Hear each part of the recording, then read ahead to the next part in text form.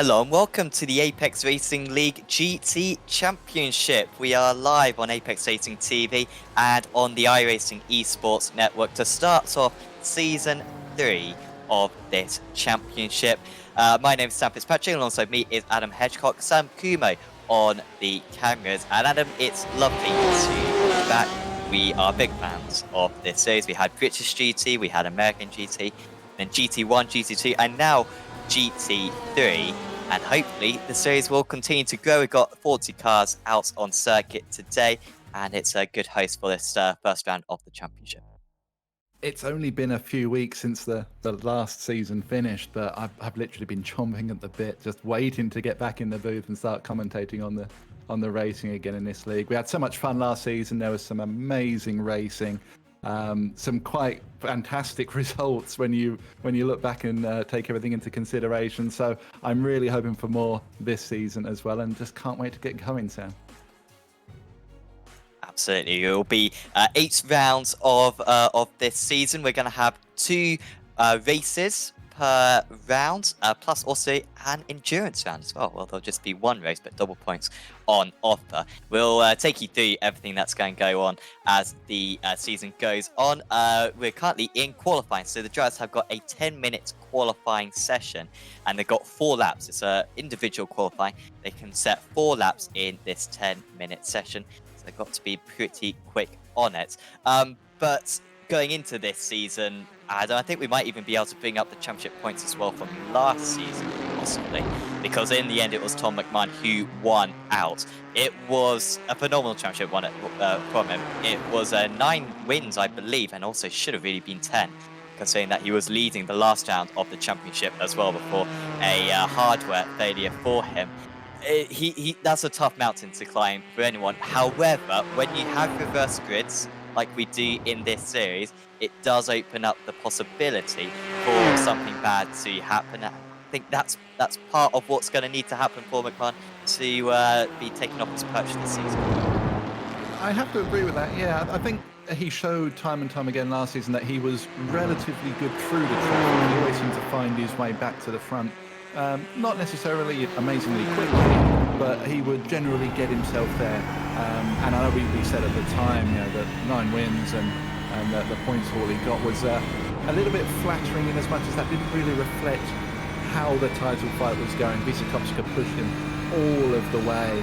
And of course we saw James Salter as well up there, and a few others really sticking it to him. But yeah, he did rise to the top. He did take the championship. Interesting to see if he can take the crown again. We've got a few new names here, a few unknowns. It might just be enough to just push him that little bit further and maybe over the edge of what he can actually do. Yeah, no Wisikowska, unfortunately, this season. In fact, I don't think there's any gold races, which is a massive shame. They had 6 drivers in the championship last season. A few of them, admittedly, have joined other teams. It seemed like their numbers were kind of dwindling towards the end of last season, so we have still got quite a few of them around. But no gold racing team finished runner-up. Of course, Everest are once again coming in strong, and plenty of new drivers as well, which will be interesting both the amateur and the pro categories. So far in this session, at least, in fact, I've just seen no one's actually set a time, so that's a little bit redundant. So forget I even mentioned that one. However, in practice, I can look at the practice times, and Jonas Bowden was 2nd place in practice. We've got Arthur Godsick up there in 5th, Luke McComb in 2nd, Alex Moore in 7th, also Chris Van der Ness as well in 8th position. So plenty of new drivers who could perhaps take the challenge to this man, Tom McMahon, who is taking us on a nice tour of this newly updated Road America circuit. Of course, last build, iRacing released some graphical updates, so a few different curves and a few different trackside scenery as well. It does really look nice after looking quite outdated. It was modeled back, I believe, in 2008. This circuit, one of the first tracks on iRacing. As McMahon just found the final corner, he was the only man in practice to break the 2-minute barrier. We expect the lap times to be a little bit slower in this qualifying session, just because the track temperature is increasing slightly. McMahon is going to be first across the line, and he does go past us, and it is under the 2-minute barrier, and that's a very nice benchmark for him to set for the others. Wow, that is a sterling lap, isn't it? 59.9. Interesting, Dennis Eipenberg, we missed him for most of last season, but great to see him back. We saw how quick he was in the last round and the first round. Didn't he bookend wins, if I recall, last season? So hopefully he can stick around. Bodin going a tenth quicker now. Look at that. First place, 1 minute 59.847. Daniel Lee popping into third place as well. I must say that is boding well for the rest of the season. Hooray! It starts already. Compilation #1. There you go. Leave a timestamp on that. That's brilliant. What a start! What a start to the season. Started to mean to go on, Sam. If anyone hasn't seen the puns compilation from last season, maybe in the break that we'll have between race 1 and race 2, go watch that one. It's on Apex Racing TV. It might not be on the Esports Network, but go onto Apex Racing TV and watch that puns compilation. It is frighteningly good. Frighteningly good. Matty Chambers in 15th place at the moment.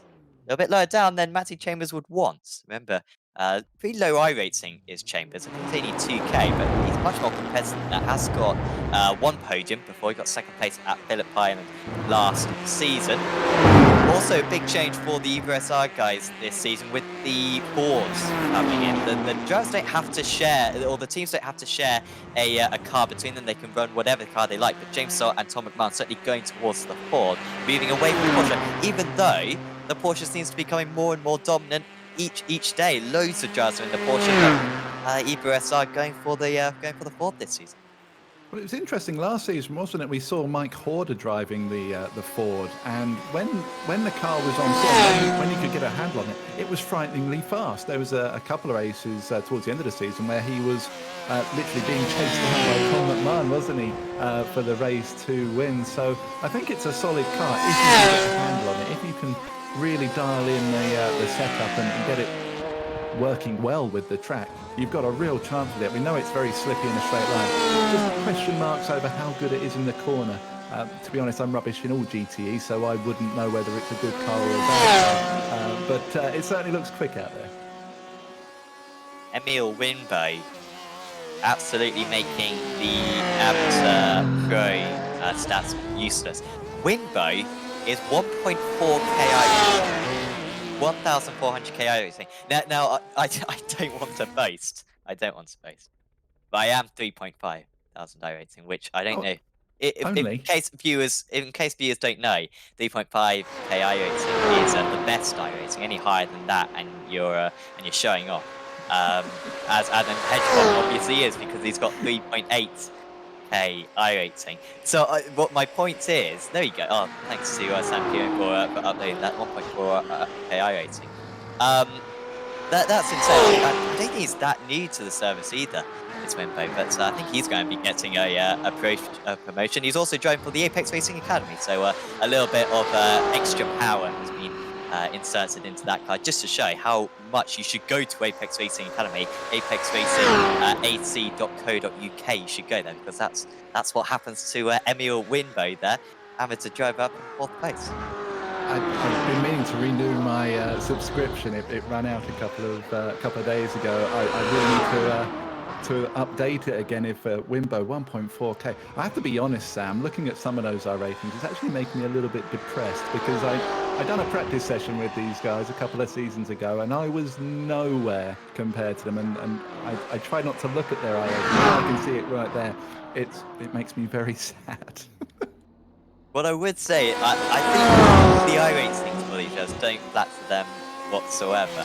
It is a really close. I think Daniel Lee should be 4K. I mean, from everything that I know, Lee is frighteningly quick. How he isn't over 3K. How he's lower than me. Significantly lower than me, I have no idea. No idea. Eipenberg as well, 2.9. Yeah. Oh, this is fascinating. This has been a function for many seasons, many months, like a year, over a year, 2 years. And we just found it out. Anyway, Jonas Bodin, 4.8k for Hell Racer's new team for the championship. He is still ahead. Goes faster, a 59.6. Only him and McMahon under the 2-minute back. Only him and McMahon close to the 2-minute barrier. It's Bowden who's absolutely nailed this qualifying so far. Dean Powell, one of the favourites undoubtedly for the Amateur Championship. He's having an awesome qualifying at the moment for mscienceuk.com. Teammates to Daniel Lee, of course. That team getting much stronger. Still just the pair of them, also running World GT as well. On the iRacing Esports Network, he lines up in 10th. And Adjinsons, who got promoted from amateur driver to a pro driver, he's in 15th place at the moment. A bit of a poor qualifying there for Adjinsons, as also Sebastian Ayagi has dropped down and crashed into the wall. So you can see Mark Heron from the Apex Racing Academy GT4 Championship also on the track. However, he is going to run out of time, and we are going to be able to go to the grid. Excitingly, very excitingly, it's a short pace lap. You don't have to do the full pace lap. Thank you, iRacing, for including this function, which means that we don't have to do the entire 5-kilometer circuit or whatever, however long it is. We can just line up going into Canada Corner, and it saves us a lot of time. So fantastic. Thanks to iRacing. Jonas Bowden then on his debut in the Apex Racing League GT Championship. He starts on pole position. Tom McMahon in second place. Then it's Daniel Lee, Emil Winbay in fourth. Then it's James Crouch, Dennis Eichenberg, Luke McCurran, Bob Humphrey, qualifying there for Humphrey actually, in eighth. Then it's Chris Van der Nesse and Mark Hutchinson in the top 10. Lots of newbies in that top 10. Then it's Dean Powell, James Salt, Hans Powell, Seb Rowe, Arto Godzik, Jensen Adjinsons, Alex Moore, Tobias Olsen, Matthew Chambers, Callum Wright, Tom Stevens, Derek Hollands, Kev Copeland, Joseph Saul, Tom Bingham, Tim Perry, Stephen Leahy, Ryan Jones, Mark Heron, Jay Steffi, Kevin Kittleman, John Tressida, Rob Winter, Tyler Scott, Steve Brown, Hamish Haghayege. I'll get that name eventually, but I think that was a pretty good effort. Mads Gravson, Nick Brown, and Adam Coles. 39 drivers. A few drivers out of them. We have got a 44 car field, and in fact, you can see how late they are. Very unusual. Usually, we can set back in our sun beds, go watch the autumn go by, and be back for the race start. But instead, they're only going to have one corner, Adam, before we get going. Oh, it's so good to be seeing them line up again, and what a treat we're in for. Personally, any one of those top three could literally walk away with this. I've been racing against Daniel Lee in the World GT, as you called out just a moment ago, and yeah, he's frighteningly quick. He's just getting quicker and quicker, so it's going to be tough for these front two to get any ground for sure. So cold tyres potentially for the drivers. It's a very short formation lap. We don't see much of the Ford Mustang pace car. It pulls into the pits. The field is under Bowden's control. He hangs on a while till he goes, but now he puts his foot down, and we're away racing for Season 3 of the Apex Racing League GT Championship. It's Bowden leading the way, McMahon with a good launch to keep behind Daniel Lee. Great start for Dennis Eichenberg, up a couple of places despite being on the even side, which is something quite surprising. However, Eichenberg then makes contact with Daniel Lee, and he just drops back for a moment. Is he going to lose a place as well to James Crouch? It looks as though he is, and Eichenberg, a little bit of a rookie mistake there for one of the most experienced drivers on the grid. McMahon's straight away trying to attack us. They've got Seb Rowe way off the second, also Tom Stevens as well, who got promoted to a pro driver for this championship. He has also gone to the second. McMahon has got past Bowden though, out in the lead. I think they're alongside. McMahon to the outside. Bowden, they had the correct line all along, and Hell Racers do stay ahead for now. Crouch still ahead of Eichenberg, and also McCowan and Humphrey going alongside each other at the moment. But nice driving on the most part. Can be a problematic start around this circuit, but yeah, nice driving so far. Most people seem to get away pretty cleanly. Emil Wimbo will be kicking himself, dropped 2 places now with Crouch and Eichenberg up ahead. Eichenberg got a little bit lucky, didn't he? It looked like maybe a little bit of netcode, but I think he did pinch Lee a little bit too much. Both got away with it though, and Lee's just now trying to concentrate on keeping McMahon and Bowden in sight. These two are, although they have swapped positions, they are absolutely gunning it at the front now. Up 5 places as well as Joseph Saul up into second or third place outside the amateur drivers, albeit Winter I think will almost certainly be getting promoted to a pro after this round. That was a big move from Adriansons. Oh, we got a car in the walls. Well, it's Winbo. It's Winbo. And, well, into the tyre barrier. What a shame for a driver who we think is one of the fastest out on circuit. That fantastic Apex Racing Academy livery, unfortunately not looking quite as good. The question is, will he stay out on track or will he have to pit for repairs? Massive shame for the Swedish driver. He must have heard you say about being bumped to pro, because Winbo has just seen his win go in a heartbeat. What a shame for him. Lovely. Number 2. You're welcome. It's easy. It's easy when the humour's this good. It's easy to make joke compilations. Nesse, Van der Nesse, is ahead of Humphrey. I think he's just made that move. However, Humphrey all over the back of him. Van der Nesse does have a slight draft on the car ahead. Oh, we got an issue with Mark Heron. Started far down, did Heron. I think he made up a lot of places at Heron. Started in 22nd place, so that wasn't bad for the Scots driver at all out there. But he has slipped down, so that turn 2 seemingly quite an issue for the drivers. Starting into get into single file. Anyone who saw the Aussie Mixed and Picks Championship earlier on will know how the racing usually pans out in these cars around this circuit. Just a lot of slipstreaming, not necessarily really easy to overtake it. It's quite possible to defend into turn 1 and turn 3, but the toe effects are very strong. You should see a few trains, I think, as the race goes on. This train is pretty much lasting from Dennis Eifenberg in 5th place all the way back to Matthew Chambers in 17th.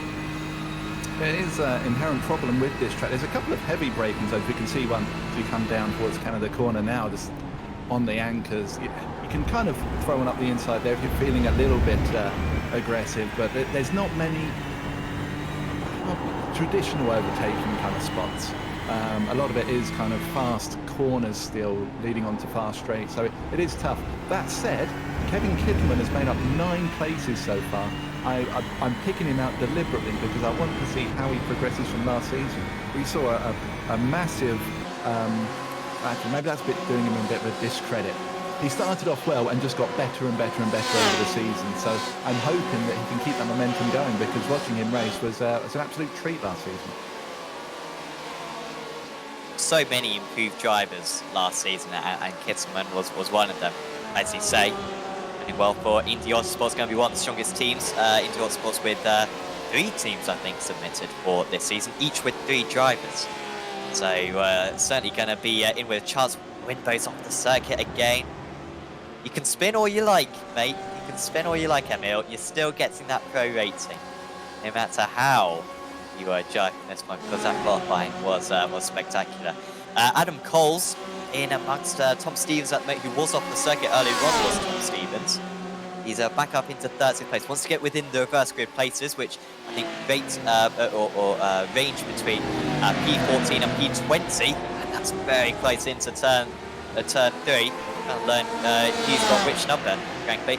Stevens down the inside of the car number 5 of Rob Winter. Oh, and Winter's round now, spinning, and it's going to take him a while to get that going.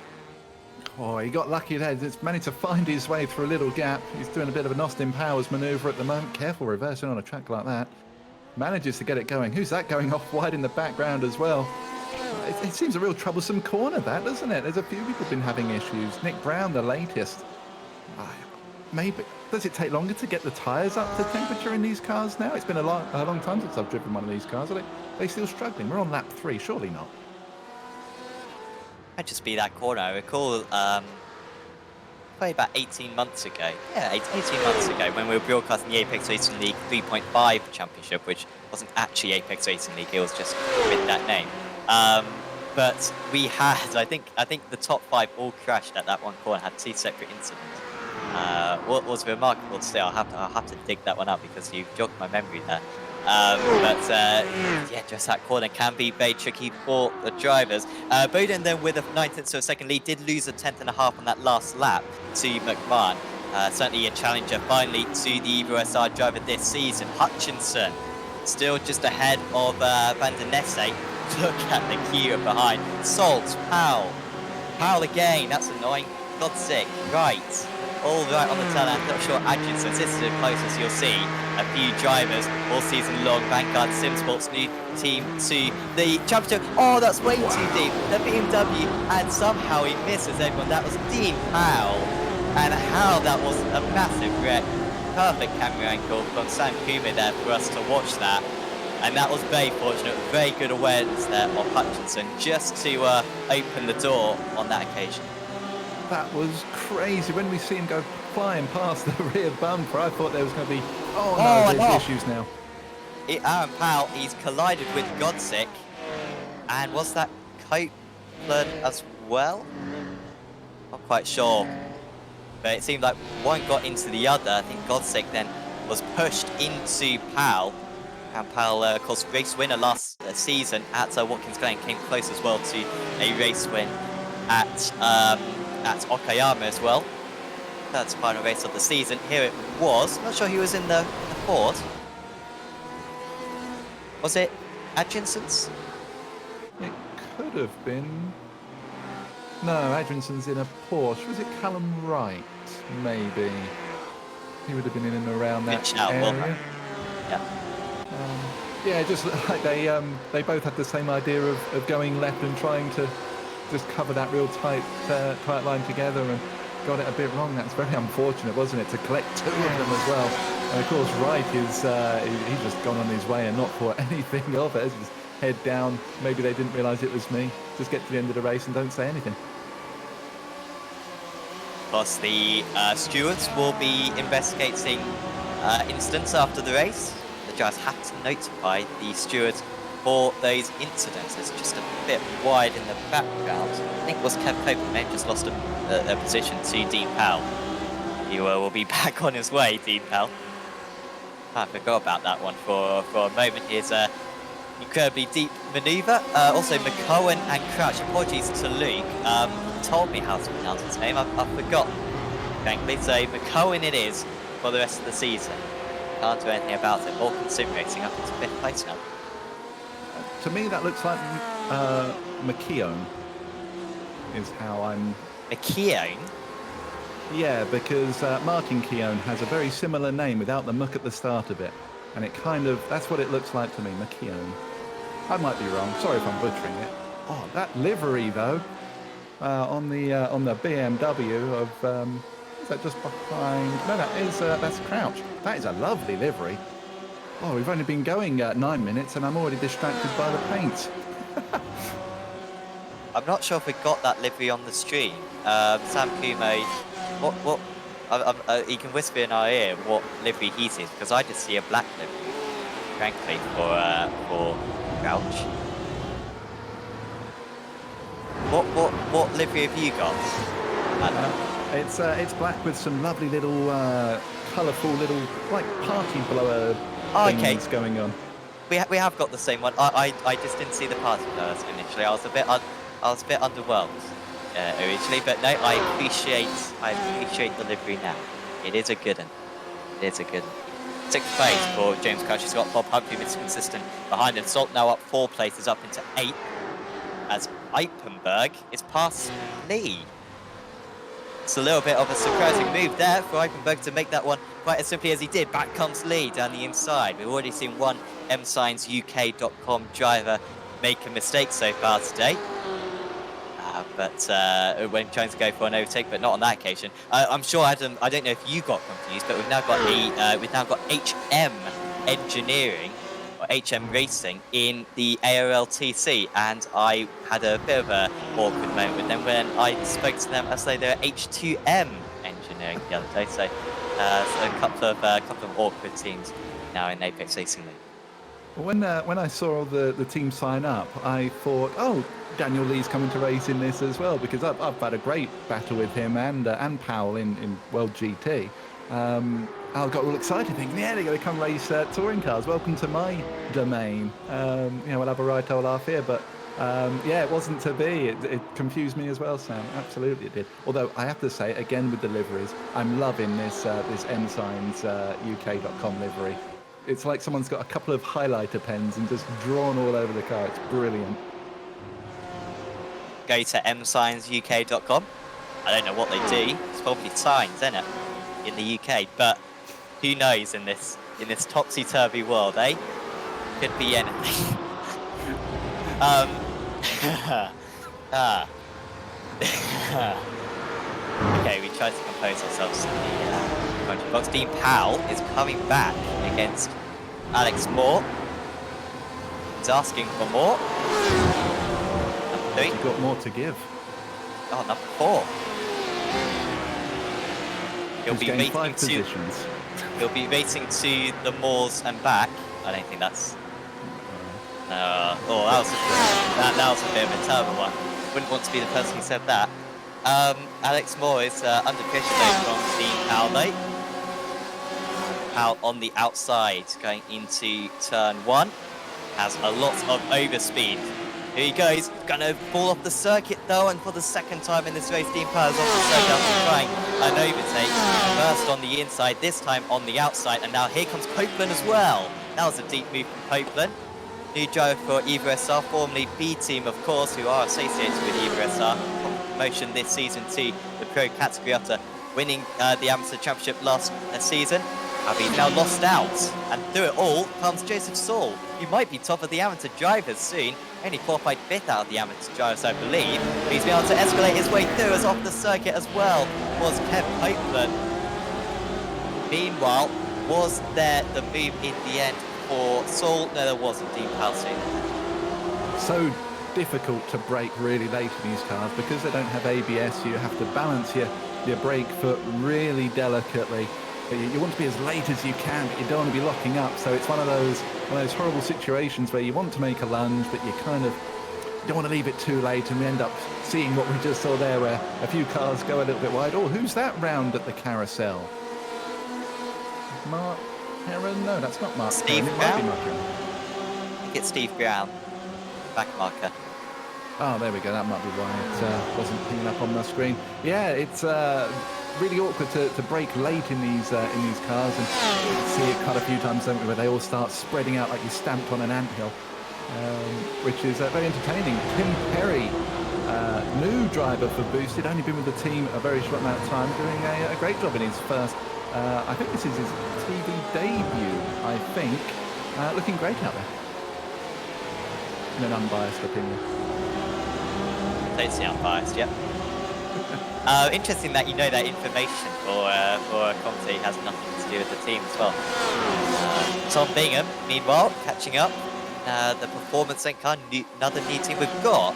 We've got 16 teams for this season. Almost every driver is part of a team, which is really good to see. Bingham down the inside. English driver versus English driver. Holding on. However, this is just inviting the others along. Kevin Copeland, he dropped behind these drivers. Also Stephen and Kevin Kittelman. Oh, Bingham's round. Bingham is round at turn 2. And that's outside now of the reverse grid places. Remember, we're going to have a 40-minute race 2 coming up in a little while. It's Crouch and McCowan alongside. And Crouch is ahead. Was that a move for Crouch? I think it's just him defending from McCowan. And now Bob Humphrey is onto these guys, and James Salt as well, rapidly closing in. This could be a tight battle for 5th place by the end of the race. It can be, yeah, very nip and tuck, isn't it? I think it might just come down to a mistake from one of them to settle this, but they're really going for it. Interestingly, since we last saw Eichenberg getting past Lee, Eichenberg's actually stretched a little bit of a gap, just pulling away from Lee a little bit. Lee just hasn't really been able to stick with him. From what I've seen on the timing, it's been a little bit scruffy from Lee, so I don't know whether he's just struggling to stay with him or whether he's just pushing that little bit too hard to try and force Eichenberg into a mistake. But either way, these guys are not really getting into the gap in front of them at all. McMahon and Bowden, they are long gone.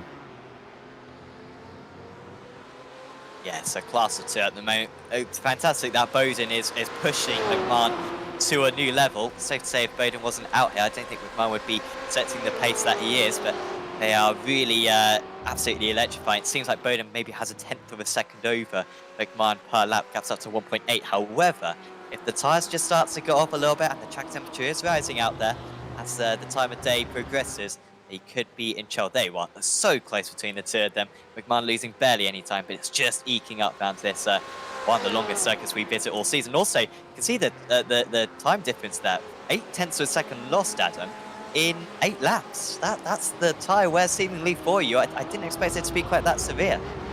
Yeah, it's crazy. I hadn't really paid any attention to that until you just said that's pretty crazy, and it's consistent as well, which is odd to see. It is good to see the Hell Racers car out there. Not only new to this series, but they're also new to the ARL Touring Car Championship as well, sporting the same livery. And yeah, it's great to see that they are competitive in both. How they go in traffic, but interesting to see in race 2 how Bowden deals with the reverse grid. We know that a lot of points can be lost or gained in that. So McMahon, seasoned pro with dealing with that. Maybe he doesn't have the race 1 outright pace, but can make the points up in the race 2s this season. Let's hope that Bowden sticks with the season. Remember, McMahon didn't take a race victory at the last round at Suzuka. Last round at Suzuka, season 2, was the only round last season where he didn't take a race victory. And I believe it was the first time since Nürburgring season 1 that he didn't take a race win in a meeting that he took part in. So it could be potentially 2 in a row here for him, especially if we get a large reverse grid later on. 7.5 seconds there, these two are clear of the rest of the order. Ivanberg hanging on for 3rd place. Remember, double race winner from last season. So won a race as well in season 1 of Apex Racing League GT. Daniel Lee, who got 6 podiums last season. 6 podiums last season, which was the 3rd best of anyone, which was very impressive fun. So he knows how to get on the podium, doesn't he? So currently in 4th place, just sitting behind. They have started opening up the gap back to, well, I say that, they actually lost 7/10 to James Crouch in that last lap, but Crouch still a little bit more to gain. Alex Moore up 5 places so far is Moore. He's in a tight battle with Matty Chambers and Dean Powell, who's come back for more. You wonder where Powell would be. I mean, I think we'd be on the moon for the 17th time, frankly, if Dean Powell didn't make all these mistakes, but he's coming back for more once again. Despite his mistakes, he's actually pretty quick out there, and he is leading the AM category at the moment. So it's not all bad for him. But yeah, what could have been if he didn't have these incidents on? If this is going to get tight going up into the left-hander at the top of the hill, he opts to play it safe, just drops back just a touch. Looks like he's just going to kind of see how these guys go, whether they're going to start battling too much, too hard. Going to prove me wrong and throwing up the inside, or is he just filling the mirrors? No, pulls it back again. And we can see just behind him, Saul is right there as well, not giving him any rest. So Powell has to be careful here. That was an odd move, wasn't it, down into the left-hander, so a long way behind. Showed his nose. No overtake. Leeds got back ahead of Ivanberg. We also had Salt past Humphrey, although they are teammates. Ivanberg seemingly has made a mistake, and now he's having to go mega defensive against Crouch. That be petering out. Yeah.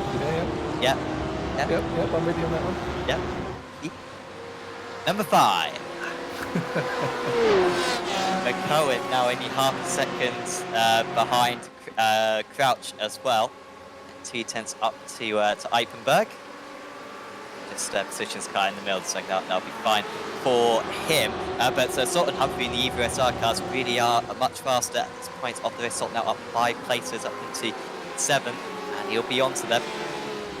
Lost a little bit too much time, did the guys just outside the top 10 in the early stages, but since then they have been able to come back very strongly. I think Crouch once again is going to be very close to Ipenberg. Also, this bounce going on. Godstick, he was a little bit disappointing qualifying. Practiced really well. Kittelman as well has just gone off the circuit. He's down into 22nd place now. Is Kevin, and Godstick is ahead of Leahy. Yeah, nice little scrap. This is what we often see, isn't it, down in the midfield? Some real big scraps going on. He grabs, and they're having a look, going really early, isn't he, just to show that he's going to come down the inside, hurtling down the hill, late on the brakes, as late as you can. try and hook it up to that inside, get back on the power nice and early. A nice move, really nice move there from Mads Grafson. Puts him up into 20th position. Just try and keep an eye as well on what was going on in 12th. I think Powell's got past Moore. Powell's got past Moore and Chambers. That's miles ahead of them. So miles ahead of them now.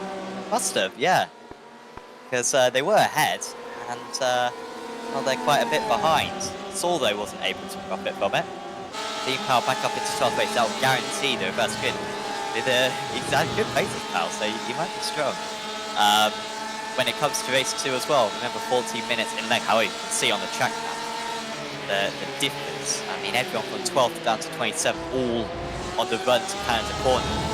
And then the front runners, front 2 in turn 1. It's not quite the dominance we saw in, well, it's similar, frankly, to the dominance we saw in Formula 1 earlier on today. But of course, the difference there is that everyone's got relatively equal cars out here today, albeit maybe the top guys with a slightly better setup. Here comes Chris van der Nesse around the outside, little bit of contact onto the grass, and he's going to lose out to Hutchinson now, as in the battle with Callum Wright, all debutants here. Done well just to hold it together, did Nesse there. Just got onto the dirt, really easy to start spinning the car around. Oh, he's looking back already, isn't he? He's not happy with that. He wants to make a move, get this position back. Have a look around the outside as they come down the hill. Is he going to carry the momentum? It's really hard to get a pass, and you can use the curbing on the outside there, but Hutchinson just covers him off. There was a move between two drivers. As the commentator, I feel like I should tell you who that was, but I'll let you wonder for yourself because I'm not sure who it was. But there was some movement. I saw some movement ahead. Salt's now ahead of McCowan. And also Van der Nesse around the outside. It's going to be a big move through the car. So it's now pretty much fought this entire circuit. And there's barely a width of some A4 paper between the two of them. Still alongside, it's going to be risky into the kink. Don't go for it, guys. It's not going to be smart. However, it's a really good grip. And now the BMW's got a fantastic exit. How Nesse managed to keep the speed around the outside on that occasion, I do not know. Hutchinson with the better line though on the inside into Canada. They're still alongside, they quarter panel one another, and Hutchinson was very fortunate not to go spearing into the wall there. I think just the way that iRacing registered that contact was very fortunate, and it's Van der Nesse who drops back from it. That was very, very close to being tears for both of them. That would have been a real shame. That was a great battle, wasn't it? You see Keone flashing his lights, trying to get a move down. Oh, getting very, very close there to oh, sorry, that's Humphrey getting really close. It'll take me a couple of races to get back into the swing of things. It's been a while, Sam. It's very odd getting used to all these drivers. It is really odd because we know some of these drivers so well. We've done 20 plus races commentating on them, and then some of these other, I mean, like James Salt has done British GT, American GT, Season 1, Season 2, and now Season 3. So I've probably commentated on probably about 25 races for James Salt in kind of this format. So it's very weird to have these new drivers as well who I just named at the moment, but we will get to know them as the season goes on, I am sure. Bob Humphrey ahead of McCowan now.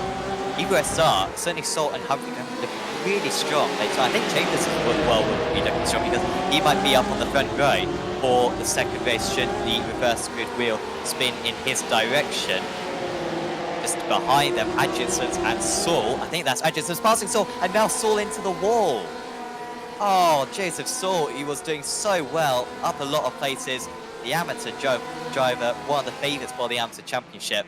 And that is a spin that is going to really compromise this meeting. He was within the reverse grid places, and now he's a long way away from it, as Matty Chambers is now in the wall, and he's colliding with Adjinsons. And Chambers may not even make it to the line here because his engine is blown. And one of the favourites for race 2 is now out of the race, and that has really changed those positions. But out in the lead, Jonas Boden is going to take the race picture. We'll have a look at how this incident happened. It's Adjinsons behind Chambers right here. and Chambers running wide and into Atkinson's.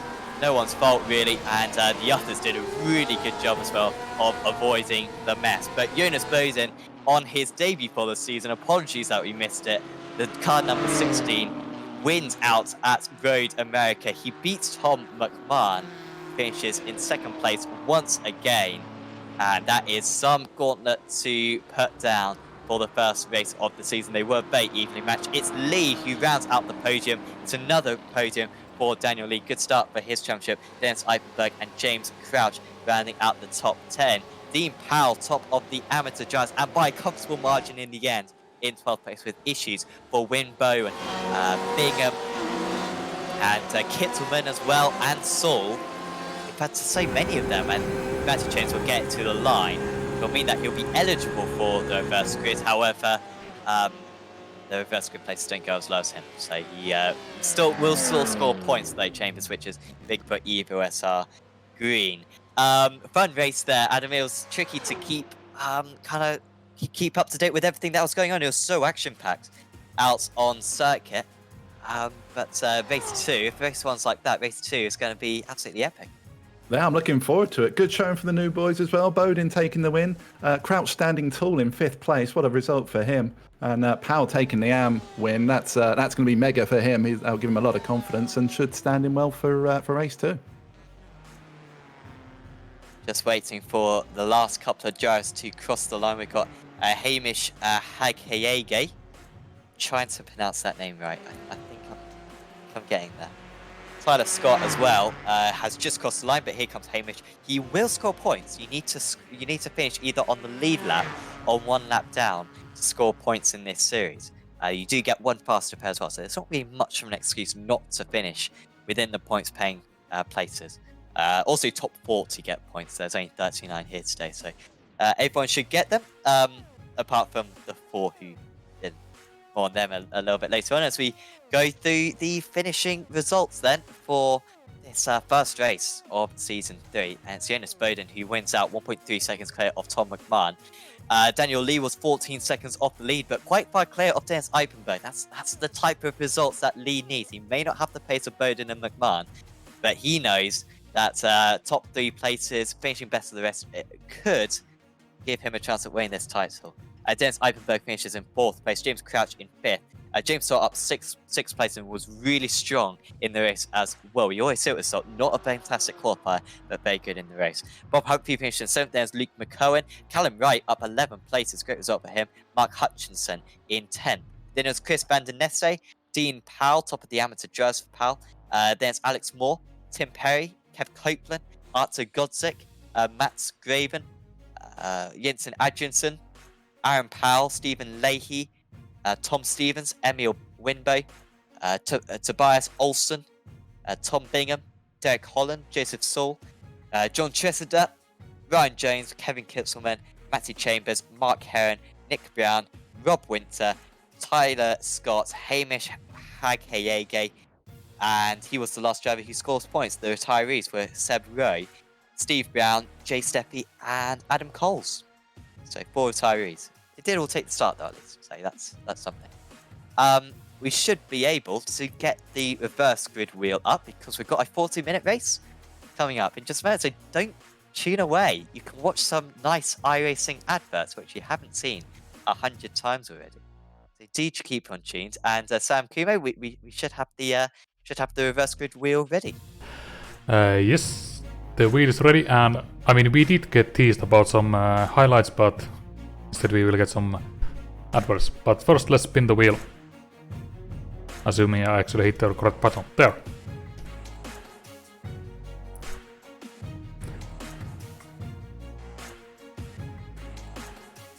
So it will be 17. 17. Mads Grabson. He was up 20 places. And not 1 less. Because with the chaos that we saw in that last set, that's really changed the situation. Mads Grabson then, the Danish driver, could be a good day for Scandinavia. Because he is on pole position for Fuga Simsport. If that's going to be a Fuga Simsports 1-2 in their first ever race. Him and Arthur Godzik. Fuga Simsport Red. be on the front row of the grid. Kev Copeland, Tim Perry, Alex Moore and Dean Powell lining up behind them. Jonas Bowden will start in 17th place.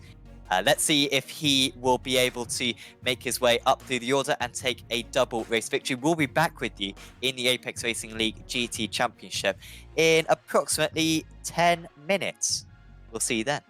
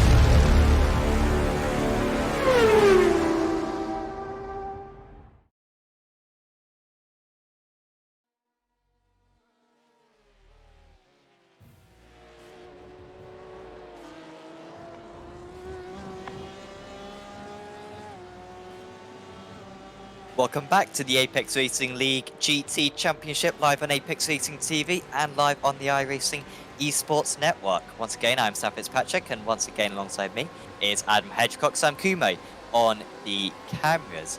We're back at Road America for this opening meeting of this Season 3 of the Championship. Adam, in Race 1, it was Jonas Bowden who managed to beat Tom McMahon. Those two were a long way clear. Got a 17-car reverse grid. It's the obvious question: how do you rate their chances making their way back up to the top two? Well, in McMahon, we kind of know that he's good at doing that. That's a given. He's going to just carry on as he did before, take his time to a certain extent, and just make sure the passes are safe and clean. Bowden is an unknown with this. I've never seen him race before. I don't know how he is through the proverbial slower traffic, so that'll be interesting to see how that goes. If he does get through it quickly, how much does that spur McMahon on, and will that cause any issues between them? Will there be accidents because of it? So it's interesting. I'm really looking forward to seeing how this plays out, because for the first time in a while, there's a lot of unknowns thrown in, and that's brilliant. The Figa Simsport red front row, Gravson and Godsick alongside one another. And it's Copeland, Perry, Moore, Powell, Van der Nesse, Hutchinson, Wright and McCowan in the top 10. The rest of the order will go through for you now, because we've now got this very short pace up, too short a pace up. I don't know why the Mustang pulls up here. It should really be a couple of corners earlier.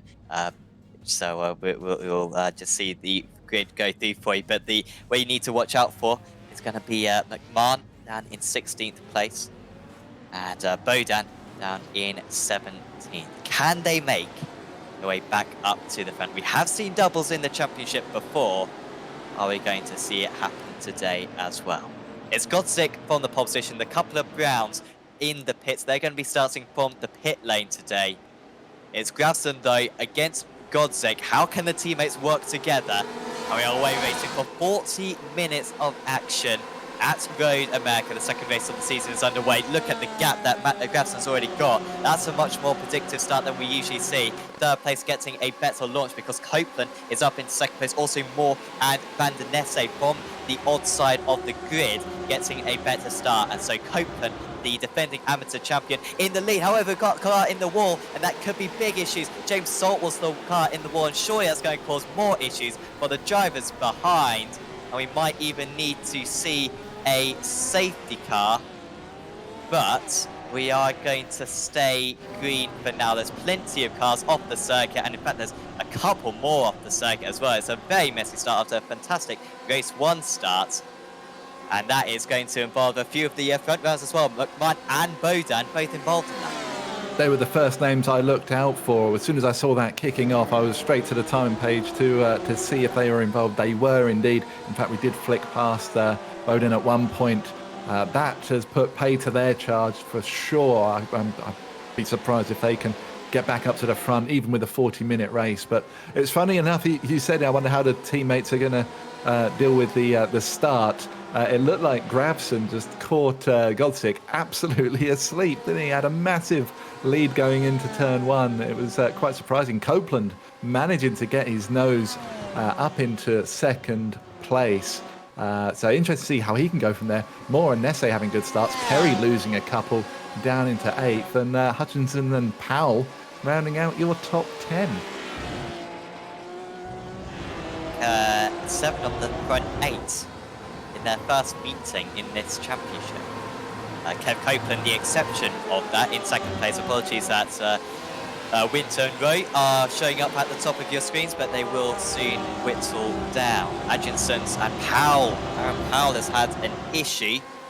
He would be one to back in a situation like this, but he did start quite far down. So we start the second lap then, and this is a properly unpredictable race from here on in. It's Gravson leading the way, and look at Godsick. He's coming back at Copeland around the outside of the Evo SR machine. However, he stays ahead. You'd expect it would be Godsick who is showing his best Gandalf impression by showing that you shall not pass. And wide goes Copeland, and that was easy. It was easy for the Polish driver who's up into second place, and now he can either go about his own way or he can try to help out his teammate Grafson, who is pulling away in the lead. Van der Nesse, I think, just got past Moore as well. However, he's going to struggle to do a whole lot with it. Into turn 3, might even try to make up another place on this occasion. Copeland just being shuffled down at the moment. Usually good race car for Kev Copeland. Not at the moment for him, as there's a little bit of contact between the two of them. The BMW moves ahead, and Copeland down into 4th, and I think he might even fall a little bit further. I think what we're seeing right now is Copeland just feeling out the new names. We know a little bit of contact there, but manages to survive. Oh, there's a bit of iRacing contact, we should call it there. That was unfortunate. Both carry on, though. But yeah, I think Copeland is just feeling out the new names. There's a lot of familiar names who know how each other race. They know how hard they can race each other, where they can push each other. But with a lot of new names, you just have to be a little bit more careful. Take your time a little bit. I think that's what we're seeing Copeland doing at the moment. So close. We saw a similar situation to this in race 1. This is for some of the top positions at the moment. Copeland's going to get done here by Alex Moore. Oh, and there's an off in the background. It's 3 of them. Those bowling pins. Eipenberg, he had a chance of taking the lead of the championship. He is round in that. Humphrey as well. A couple of the big names. I think that was Dean Powell as well. Dean Powell. He may have been leading the championship after this round. So many of the front runners from race 1 involved in incidents. Safe to say no one's going to be scoring big points from today. And I think a lot of the top drivers in the championship are going to be looking for this one to be their drop round for the season. Moore is under pressure again from Copeland. Round the outside goes Copeland. Big slide as well for the Ford just behind them. Copeland's going to be on the outside once again. They've got Wright and Hutchinson right on their tail. And those two are battling, of course, in race 1. Here comes Copeland. And he's got a better exit. He's not going to be able to make the move stick. As we so often see with the circuit, it's just too narrow, even around this widest part of the track. It's too narrow for someone to go through wide. So even if you do get a good slipstream behind, there's not a whole lot you can do on the braking area into turn 3. That's deep for the Ford, though, he's hung onto it. Copeland round the outside. Can he hold on to 4th position? They're still alongside, and they're holding each other up so much. They're 8 seconds off the lead already, are these guys. And now it is Moore who moves up. Copeland's going to lose another place here to Wright, but Wright can't quite make it stick. And Callum stays behind for the time being. That is brilliant racing right now. What a brilliant little section of track that was, with these cars just buzzing around each other, all trying to get one over on each other. One name to keep in mind at this early stage. At the back of this pack, we have Daniel Lee, podium in race 1. He's just sitting there at the back of this, just watching it all. He's keen to get on with it because with all the other front runners having issues, he could be your leader coming away from this meeting. So interesting to see how he gets on. We're only 5 minutes in, and the amount of action we've had already is absolutely phenomenal. You're absolutely right, and this is, if Lee's going to win this championship, this is the type of round, isn't it, where he's got to finish in the top 5, where he's got to make his maybe his fortune, but he's got to make his advantage pay.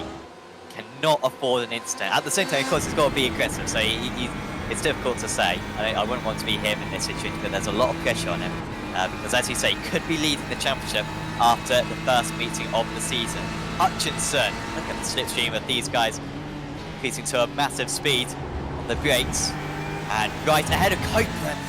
So many near quarter panels today. I don't know how we haven't seen more incidents. And of course, if you go up at that corner, as we saw in race 1, you then bounce back onto circuit. And with the close proximity of the cars, we're constantly risking a big wreck at every time these guys are close. You can see it on the track map. Everyone down to 21st place, all in a train at the moment. Hutchinson trying to do something with this good run. He's got to be careful, though, of Wright on the brakes. Copeland coming back that outside line into turn 3. Hasn't worked in this race so far for him, and it hasn't worked again. However, he has stayed ahead of Hutchinson, who doesn't go for the move into turn 4. And he stays behind, but right now they're just losing each other a lot of time, and this train is going to be extending all the while. I'm so glad I'm not wearing my heart rate monitor watch at the moment, because it'll be beeping at me like crazy. This is phenomenal. I'm getting anxiety watching Copeland and Hutchinson have their little fight there. Copeland and Wright, with Hutchinson just behind, getting so close. It's win it or bin it mentality, it seems, to some extent. They are not giving each other that much room. As we look back at Daniel Lee, that lovely livery, it's so striking. It stands out from the crowd for sure. I wonder how long he's just going to sit there. I'm sure he'll want to make his way up. Here he goes. The cars. Sorry to interrupt. It was just going on Perry right there. Falls and Chambers, by the way, going back to the pit. Shame for them. Awful day for Matty Chambers after, I think, having a very quick car underneath him. Either are looking like the fastest team today, but they are not being able to consolidate it. So Lee's up into 11th place, then past Kerry. And Copeland just continues dropping down. Copeland's a quick driver. Copeland was quick in race 1.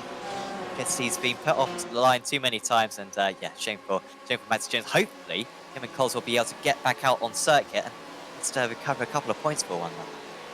This reminds me very much of the Apex Racing League Touring Car Championship, where if you're put offline by one car, you have the whole freight train coming through. And I kind of feel that's where Copeland is at the moment. He's just trying to stem this tide of cars that are finding their way past him. So difficult out there. All of the new guys wanting to prove that they are worthy to be running in the top 10. With the old familiar faces just trying to put them in their place and let them know that this is their league. I see Crouch with the front end of his car is completely missing. That can't be good for your era. It's even more black now. It's that car. It was possible before. Spin in the background for Joseph Saul.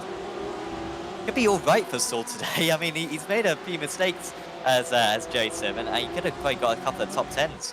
Maybe not a couple of top 10s, but a couple of, well, a top 15, I think, in race 1. Maybe a top 10 in this race, but hasn't quite done it. However, he will still be looking good in the Amateur Championship. Bingham now the top of the amateur drivers with Dean Powell right there as well. Alex Moore with Callum Wright. They've got Hutchinson behind. These drivers 9.5 seconds off the lead. So it's going to be a three-way battle for the race between three debutants. In fact, the top 6 are all in their first meeting in this championship.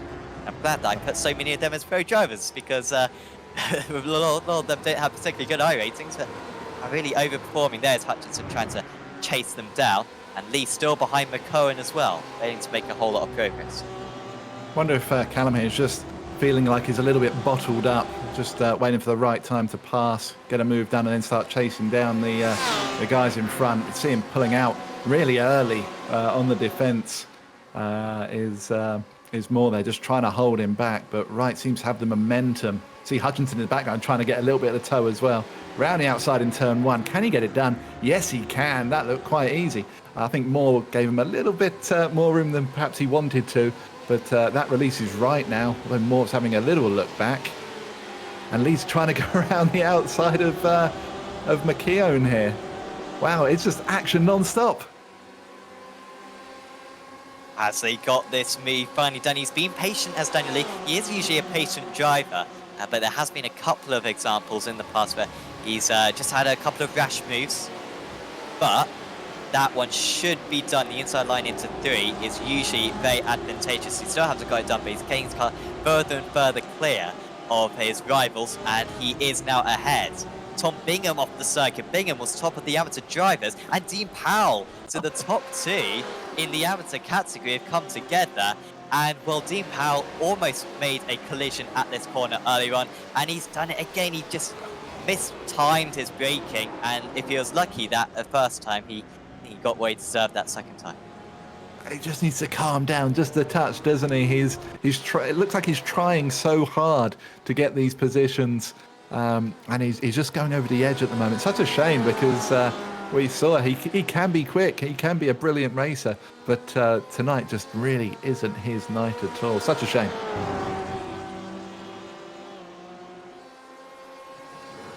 Powell now against Winbo. Remember Winbo qualified up in 4th place? Oh, I remember that guy, yeah. Yeah, well, there could have been for him. Two Swedish drivers, apologies. In 18th and 19th. I don't think that's offensive. They're a long way away from one. Say, there you go. Krabston, meanwhile, for Team Norway. Lots of Scandinavian drivers out here today, and of course, I think there's like, there used to be like 100 Finnish members on iRacing, and I think literally like 12 of them were World Championship drivers. It is insane how good that nation is, and it seems to have spilled over slightly to Norway and Sweden as well. Alex Moore, by the way, back ahead, or defending against Hutchinson. Hutchinson's ahead though, in 5th place. Got Porsche, BMW, Ford, and Ford in the top 5. So Hutchinson, apparently. Oh my goodness. Oh, sorry. Oh no. Oh, mate, earlier on. Why didn't you correct me, Adam? You let me look like a flag newbie right there. Because last time I corrected you on something, you got very upset about it and said that I didn't need to point that kind of thing out because the viewers already knew.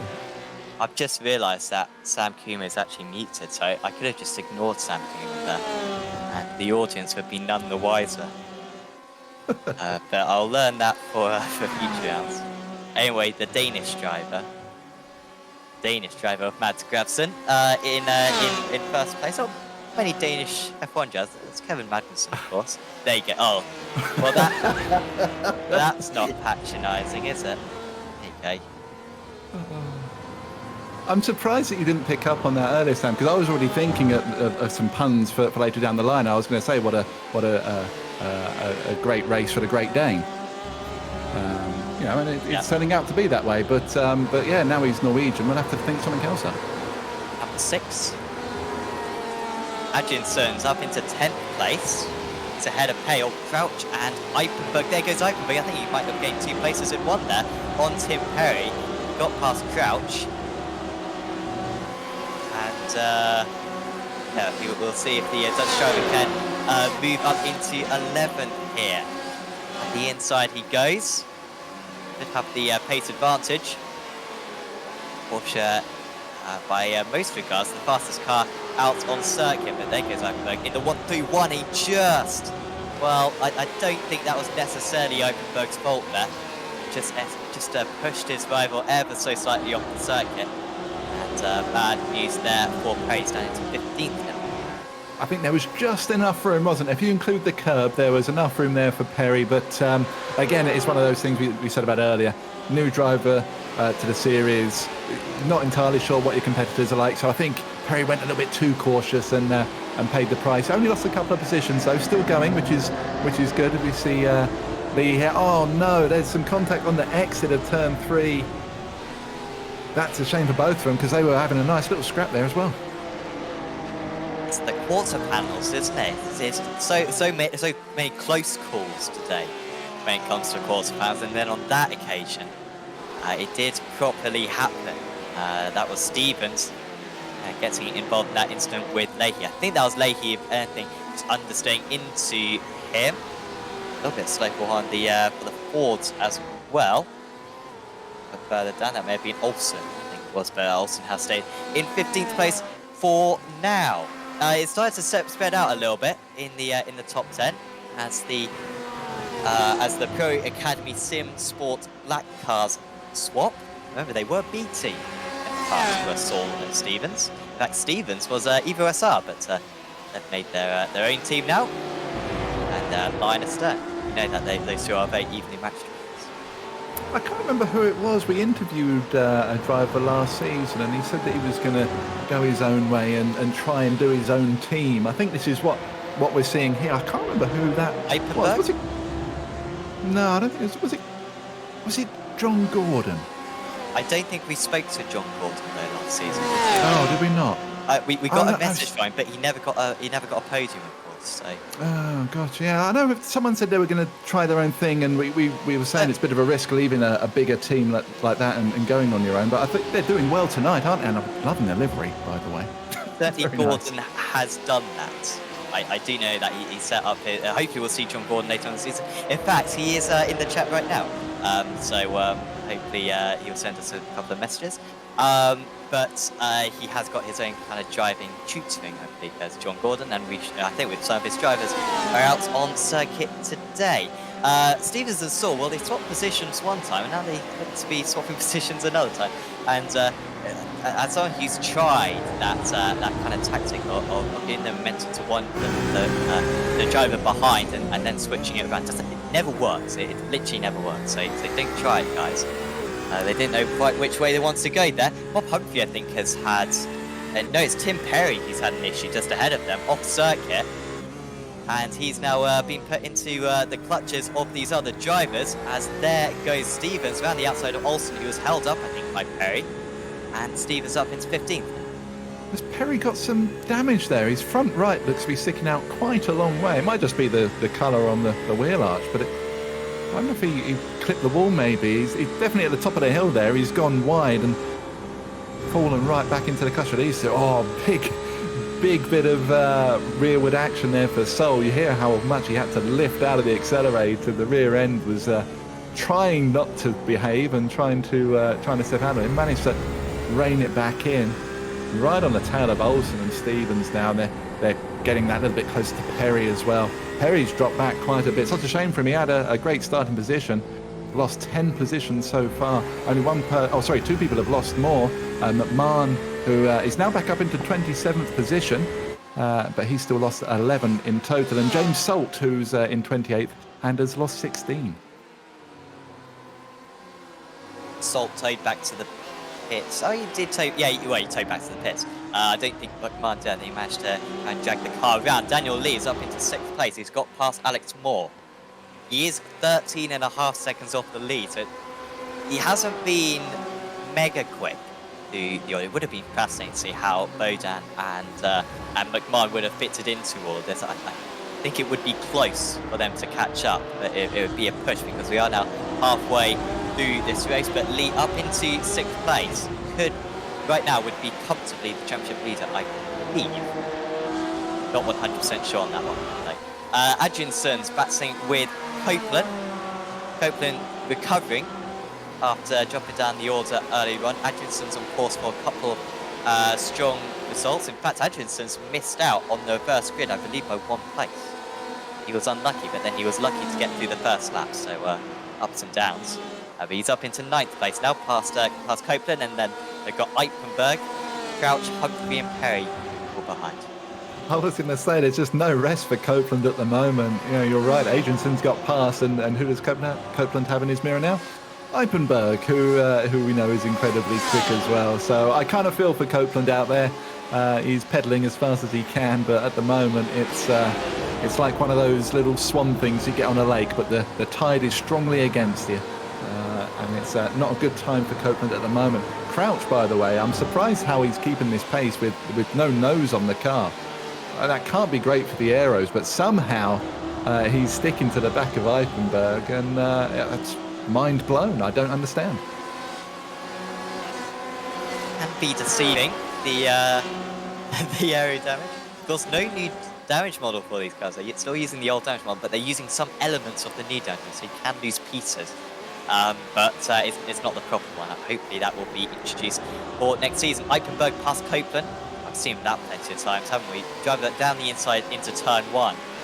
And just with how narrow the circuit is because of the grass on the outside, kind of pushes the other driver off, and it's not really their fault necessarily. It's just it's just very tricky to keep that tight line, and when you're on the outside in that situation, you do kind of just have to give in rather than fighting it. The two leaders, the Fuga Simsport Red drivers, have closed in on one another. Grabson with a 2-minute 3.53 on the last lap. Rodzik with a 2-minute 2.84. He took 7/10 of a second out of his teammate, did Godzik, out of Grabson, and it gets down to 4/10 of a second out in the lead of this race. It's then 1.6 seconds back. Oh, we've got a spinner there. That was Steve Brown, I believe. He's just towed back to the pits, but I'm not 100% sure.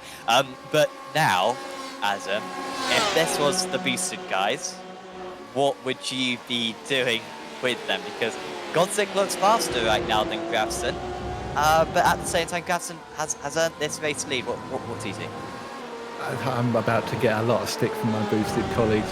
If this was boosted out in front, we would say, well, let's just keep it clean, you know, we'll just try and do this as fast as we can, and then we'll inevitably crash into each other.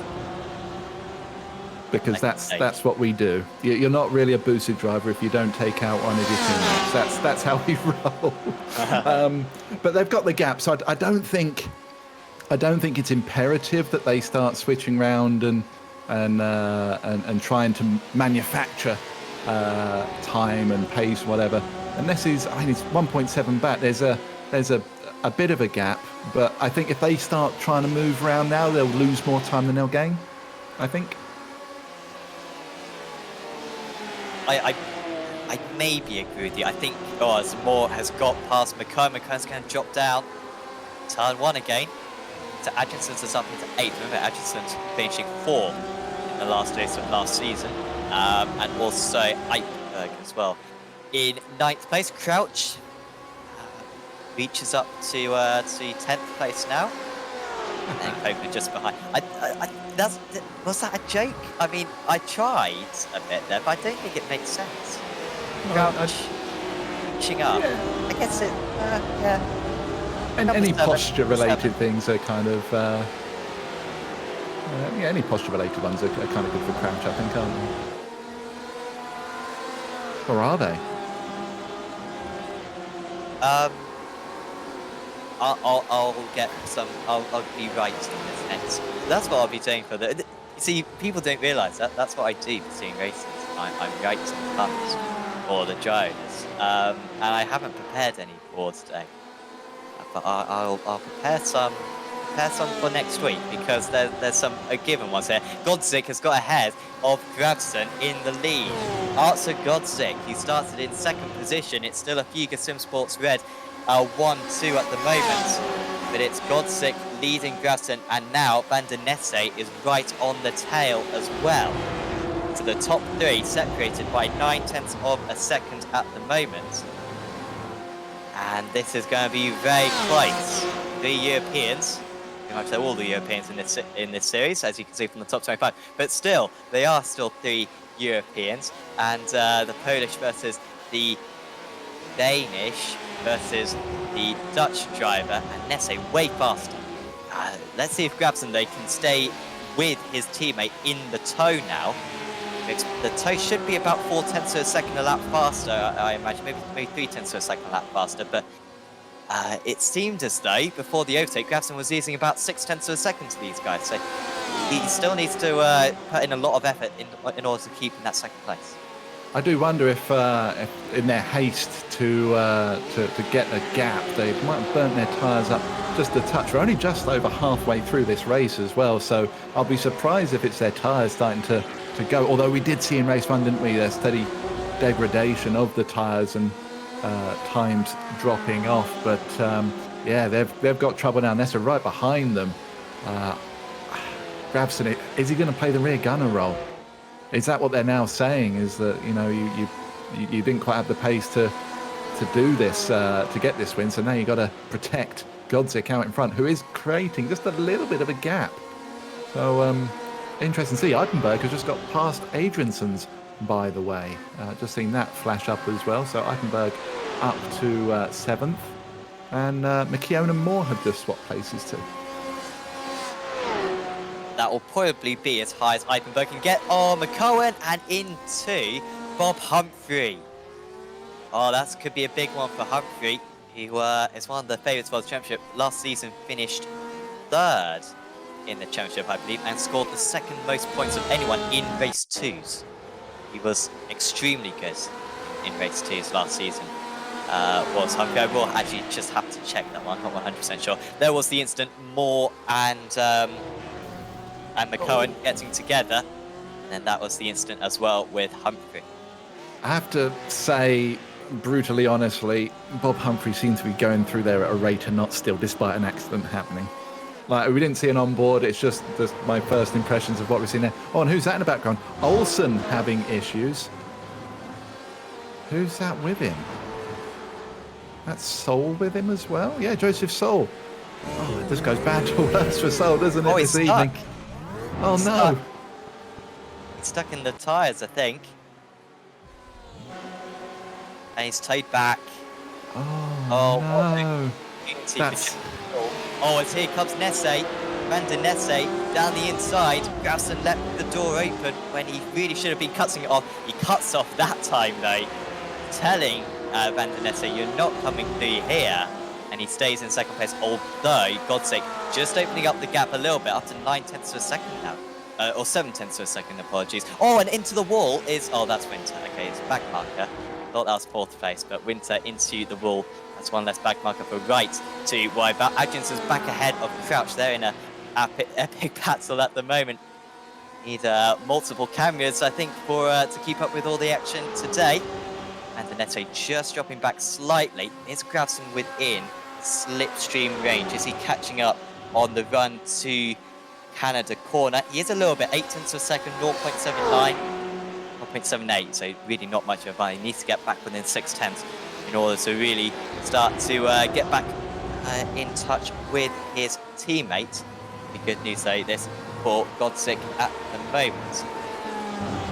Yeah, it just seems to be cruising a little bit out in front, doesn't he? Just not having to worry about his mirror, just putting in his lap times. Grafson all over the place, really just trying to defend, trying to get his line. Nesse is going to have a big old run down the main straight here and get a double toe as well. We know how quick the BMW can be. Is he going to be brave and try and throw one up into turn one? He is. He pulls out, just faking it, ducks back in behind, just seeing what Grafson does with it. They've got a nice gap behind them, so there's not much of a rush. We've got 10 minutes remaining in this race.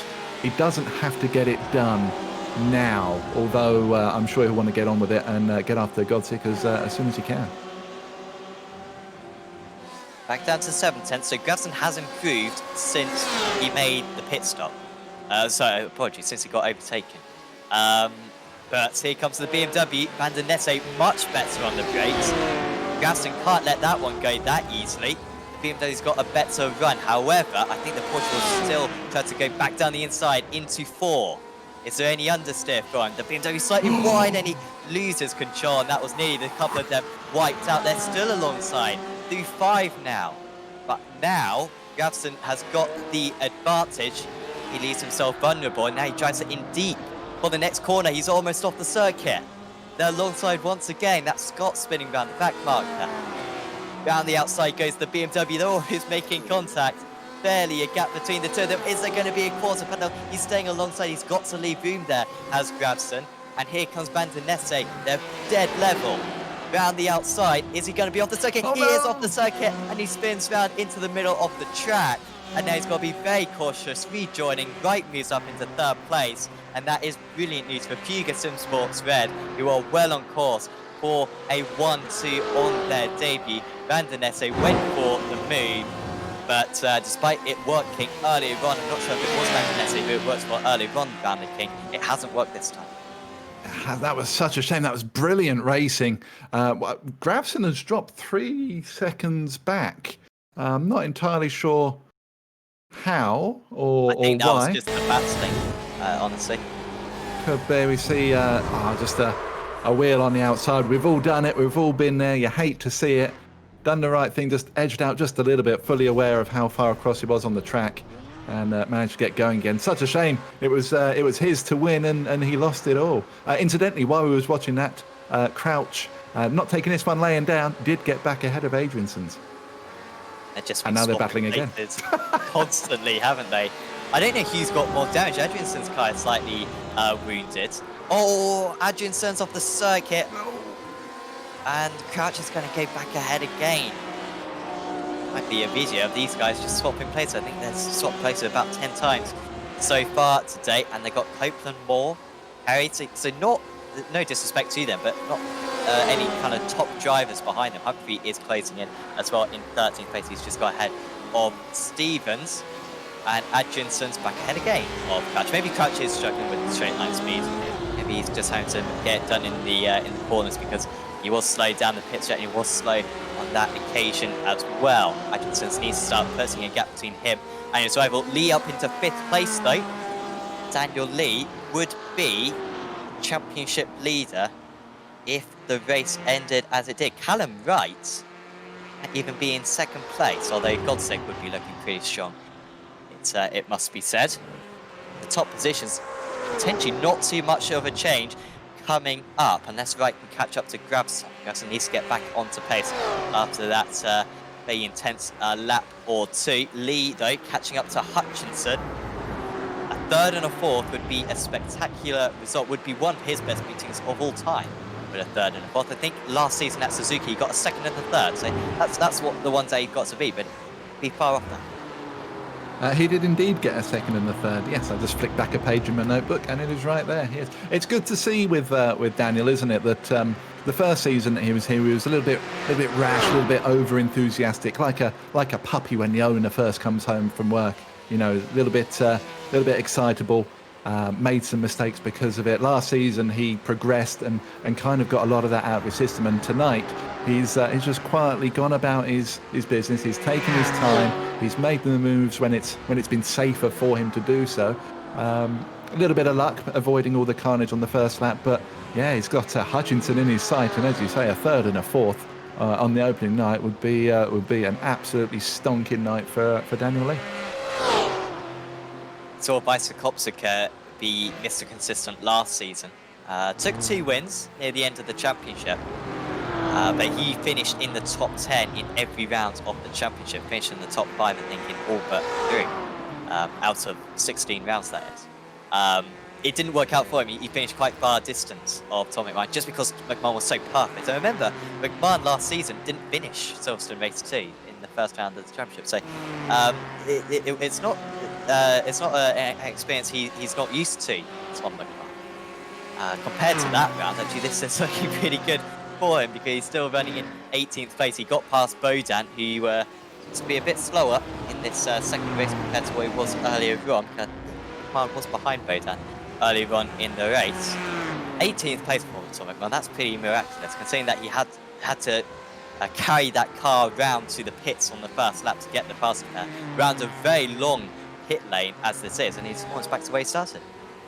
Well, to be fair to Bodan as well, you know, the little bit that we saw of the incident, he was going very, very sideways. Looked like he took a fair old whack himself. So, yeah, pace-wise, I'm not surprised that neither of them are back on as quick as they were. I'm sure they're both carrying some issues. Tom Stevens taking a whole lot of curb on the way into the kink. You don't want to be doing that too often.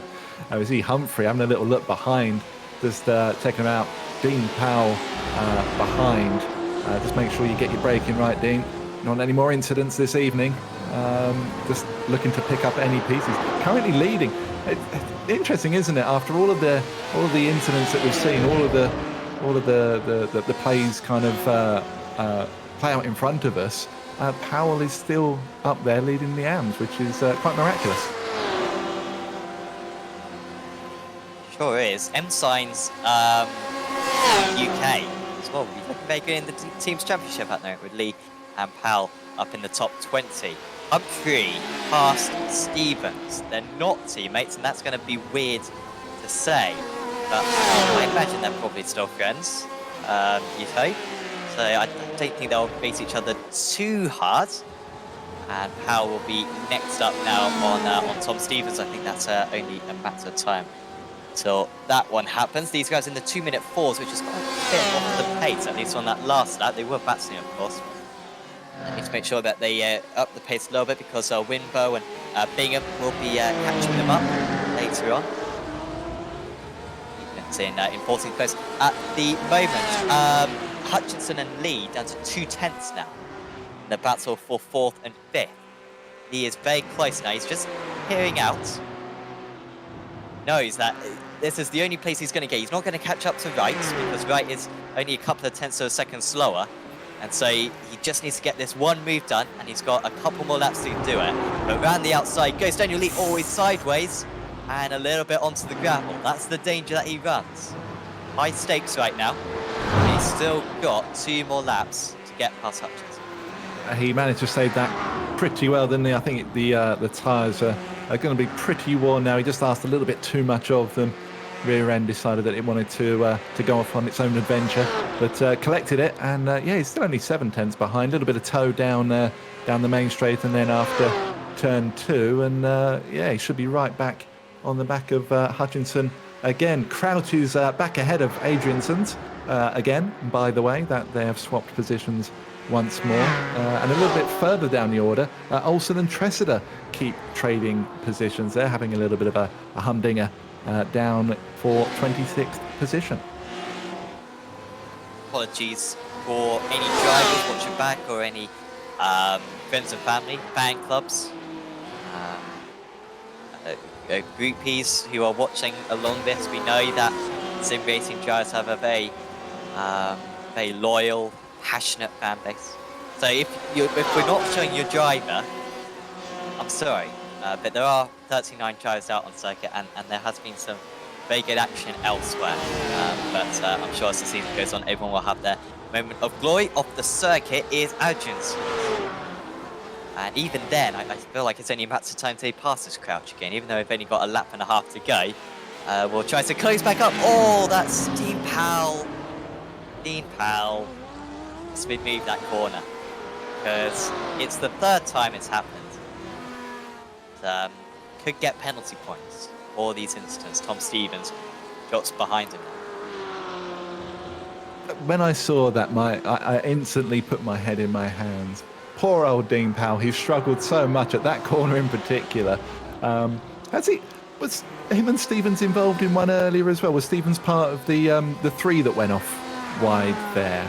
I can't remember. I feel like it was, although it probably wasn't. I would have liked to have seen Powell just ease off a little bit, let him back through again as a nice gesture. Last lap, we're here already. 39 minutes gone. Godzik crosses the line for the penultimate time, and he's got a nice big gap, so he can enjoy this one a little bit, Sam. Wouldn't know that. It's only his second race in the league. We're really not familiar with Arthur whatsoever. He's not raced in Apex Racing League before, or BSR, or any Apex Racing TV broadcasted series. But he's certainly made his mark. It's 2.9 seconds ahead. Vuga Sim Sports doing an awesome job. They might be leading the team structure. I really don't know how the standings are going to look. Godzik won't be far off that. Because he did start in sixth. He did qualify. Not qualify. Okay, I mentioned he finished 16th in race 1. Quite an upturn, but this is certainly the actual pace that he's got. We might have to go back to Lee and Hutchinson though, because that's a Tuesday. Oh, Lee's off the circuit. He needs to get back going quickly. Van der Nesse is going to be closing in. Oh, and we were saying how you cannot afford to make mistakes when your rivals are having bad days. And Daniel Lee has made a mistake. He's down to 7th place. That's 4 points down the drain for him. Could be worse, but yeah, that's the errors that Lee's going to have to get rid of if he's going to win this championship. And he may not be leading the championship out of this round anymore because of that spin. Certainly does seem to be sorted between all the top 15 drivers. Boden trying to recover positions. Race 1 winner. He's going against his Swedish rival of Emil Wimbo. Started 1st and 4th in race 1, batting for 19th and 20th here, and they do change places. But out in the lead, Artur Godzik, 3 seconds ahead in only his second race in Apex Racing League GT. He's going to take his first win. Artur Godzik takes the race victory at Road America, his first race win in the series, and it's Matt Grabson who makes it a Vuga Simsport Red 1-2 finish. Congratulations to that team. Callum Wright finishes on the podium. It's all debutants in the top 5 places with Hutchinson and Van der Nesse in 4th and 5th. And it's Dennis Eipenberg finishing. So Daniel Lee, with that mistake, comes home in 7th. Dean Powell is once again going to end up top of the amateur drivers. Subject to post-race stewarding, he may get some penalties due to a couple of incidents at turn 3, but at least across the line he does finish top of those drivers in 14th place. Bingham and Winbo, the rest of those drivers. McMahon makes it back up to 15. Good effort there from Tom McMahon, who actually won't be far off the championship lead, I think, even after all of that. So a good drive back up through the order for the Evo SR driver. But what a way to make your mark for Artur Godzik and Matt Grabson, and that was a very responsible drive. We always see it in these series, Daniel, when you have apologies, Daniel, Adam. Oh, Sorry. We got someone else in the booth. Someone just walked in the door. It's been a long day. We see it a lot of the time, Adam, in this championship, and in similar championships with reverse quiz, how it can take a while to get used to the format, to get your racing skills kind of to a T. But Godzik and Grabson, absolutely perfect there. That was a very mature drive from the pair. You're absolutely right, Steve. Yeah, they've just come in. They've gone about their business. Even swapped positions. I still think that might have been a little bit orchestrated, just to get the position safe. But yeah, calm and collected. Bring home the top 2 steps on the podium in your second race. What a great night for them, and right as well. 3rd place in race 2. These second races are always pretty tricky. But yeah, fair play to all of the top 5. To be fair, with poor old Dennis Eipenberg, one of the regulars, only managing 6th position. Yes, I can't wait to do the points. Not wait to do the points for this round, because no one had a good day. No one in the top 5 in both races. No one in the top 6, I think, for both races. So really, is going to be very strange, the order. Arthur Godzik, though, wins out 3 seconds clear of Mats Grabson. Callum Wright, we should give a big credit to him as well. The British driver, only 6 seconds behind, was catching up as well to them, but had to make up quite a few places, I believe, in the early stages. Mark Hutchinson finishes in 4th. There's Chris van der Nesse in 5th. Dennis Eipenberg is Dutch compatriot in 6th. Then it was Daniel Lee with that late spin. Should have been in 4th place for Daniel Lee, so a few points lost for him there. James Crouch in 8th. There's Jensen Adriansons, Kev Copeland, Alex Moore, Tim Perry, Bob Humphrey, Dean Powell, top of the amateur drivers, of course, was Powell. Tom McMahon, great recovery to 15th. Tom Stevens, Aaron Powell, and Tom Bingham was in 18th. Jonas Bowden, of course, race 1 winner, got involved in a wreck on lap 1 in race 2. He recovers to 19th, though. Still good points for him, and one of the favourites for the championship, undoubtedly, after today. Emil Winbo was in 20th. Then Stephen Leahy, James Salt, Jay Steffi, Ryan Jones, Luke McCowan, Tobias Olsen, John Tressida, Mark Heron, Derek Holland, Adam Coles, Joseph Saul, Tyler Scott, Kevin Kitzman, Rob Winter. In fact, actually, only the top 30 will score points. Everyone else was more than 1 lap down. Winter was in 34th. Then it was Hamish Haghayege, Steve Brown, Matthew Chambers, Nick Brown, and Seb Rowe. Only did 1 lap to Seb Rowe. Shame to see that. We will get an interview with some of our judges. I wonder if Sam Coogan could actually post the link in the YouTube in the YouTube chat, perhaps. Or I've done it on the I've done it in the GT Discord. Aha! Well done. Oh, smart. Yeah. I don't expect that from you, Adam. Frankly, I'm not just a face for radio. Hey, yes, you can say that again. We will. Oh, actually, here we're going to have a chat with. But well, actually, I think it's pretty inevitable who we're going to have a chat with first. We are going to have a chat with Mads Grabson, who is in the commentary box. So that's for the first time as well. Congratulations, Mads. That was your first race, which we've seen at least with the reverse grid, and you did it perfectly. You deliberately finished in 17th place in race 1, so you could get the reverse grid in race 2. Congratulations. Well, thank you very, very, very much. I will say it wasn't perfectly deliberate. I absolutely stuffed up qualifying, and I got literally last place. But pure luck that I got P17, an amazing result, just amazing. Absolutely, it was. We were discussing in the commentary box when you were in the lead and Arthur was catching up to you, what we would do if we were your team boss, because it looked as though Arthur was a little bit faster, but the moment that Arthur got past you, you seemed to be back even with him. I mean, was there any kind of team games there, or were you just racing one another as if you weren't teammates at all? Right. Well, obviously, it is your teammate, so you're not going to race him like he was a competitor, or at least as hard. But I did tell him because I kind of gathered that he was a bit faster. When you catch up, just do it someplace sensible. And then once we had swapped, we decided, okay, no fighting. I mean, let's just get it home now, because, man, I want to finish. Yes! Absolutely. And then you involved in a brilliant battle with Van der Nesse, I believe it was, where you were alongside for about a lap. It looked like in the end he just made that mistake. That must have been good fun. And did you ever think that you were going to touch? I did actually. I did. I mean, that was one awesome battle. I have to say, a lot of thanks to him for a superb bit of driving. That was really fantastic. But yeah, as soon as he spun, my initial reaction was, I didn't touch him. Because you know, it was so tense in the moment. But yeah, again, thanks to him and everybody in the league. I'm really impressed with the driving here. It's incredible.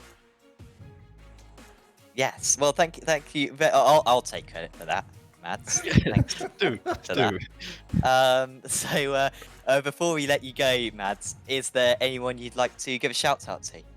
Yes, there is. And it's team boss John Gordon. He's had a fucking terrible week, and he couldn't participate in the race because of PC trouble. But man, I think this is one hell of a way to say you're a pretty good team boss.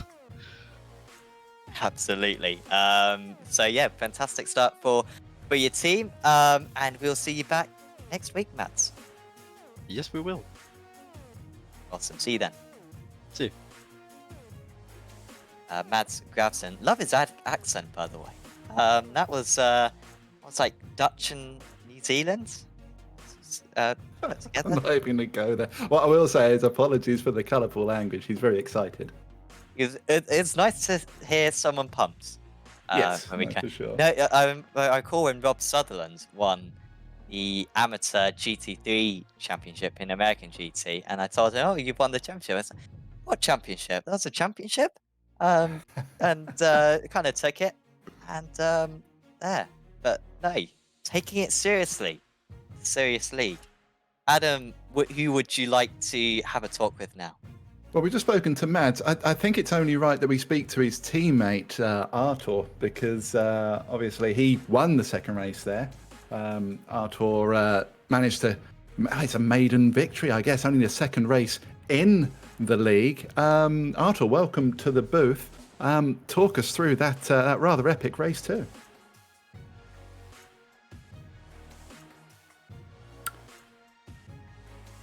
Artur, can you hear me? Yeah. There we go. Hello, welcome. Hi. Yeah, talk us through that race too. A maiden victory and very well driven.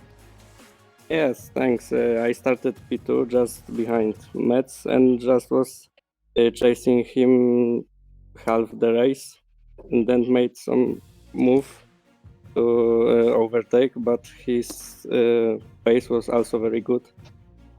So he was battling also some other guy. I don't know who was this. I think it was Chris Van der Nesse was right behind him. Yeah, I was seeing this in mirror. When they were battling, were you talking to each other? You know, just trying to engineer it so that you both had tow. Were you? I mean, you switched positions at one point to allow you to get out in front. How did you play that out between the two of you? That was just pure racing. There was no team order or something like that. We weren't talking. I see. I've got you. Well, we're at Monza next week. Is that a good track for you as well? Do you think you can grab yourself another win there? Yes, I feel quite nice and fast on Monza, but we'll see. Competition here is very nice. Close battles. Everyone is almost on the same pace, so it will be fun.